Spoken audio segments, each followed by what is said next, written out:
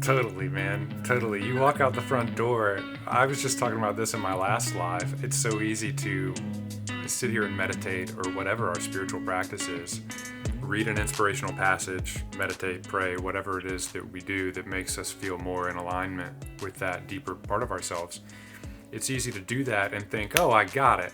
I'm good. I'm perfect. But then when you walk out the door, that's when the real invitation is to embody that. And until you embody that in a situation that used to trigger you, that used to be led from the old reactivity, from the old wound, you still haven't healed the wound. You can sit here, it's good to recognize in meditation or behind closed doors that, okay, I am whole. Okay, I can heal this. There is that deeper possibility. I'm not stagnant in my life. I do have say over how I feel and what I think. But until you go out and you meet the old situation that's kept throwing you back into the old conditioning, it's always gonna be a half step towards freedom. You're never gonna be able to fully heal or to fully embody that sense of wholeness.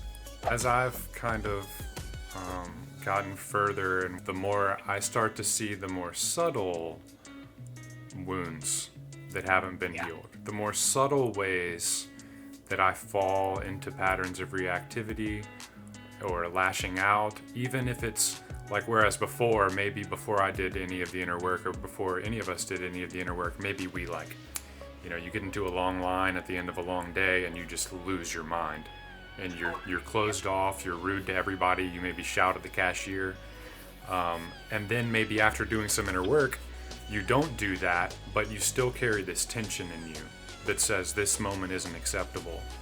This moment needs to change. This moment needs to meet me on my own terms.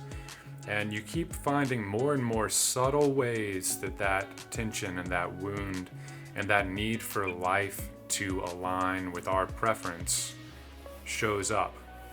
And in many ways, that's kind of the journey to wholeness from my perspective, is starting to want whatever life hands you. Starting to be able to say yes to whatever life hands you, because the reality is the deepest part of us, and what my message is kind of more centered around than healing, is discovering that deeper I, that deeper conscious awareness that the mind resists a bad situation. The mind resists a flat tire, and the mind celebrates when, we get something, that we get a raise or we get a new relationship or something goes right. But our inner being is always in alignment and always saying yes to whatever life hands us. The mind disagrees, but our inner being says yes, otherwise how could it be? How could we be perceiving that? How could the flat tire happen and I still be here if a part of me hadn't already accepted that the flat tire is a perfectly acceptable possibility when I go out the front door? So being able to wade more deeply into that is kind of the journey into that wholeness that's already there, and you start to find more and more subtle ways that you get lured out of it and you get triggered out of it.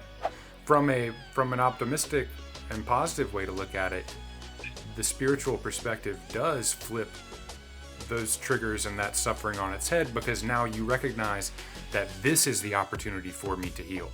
When I see the trigger, that's the opportunity for me to heal. If I hadn't seen it, I couldn't step into wholeness.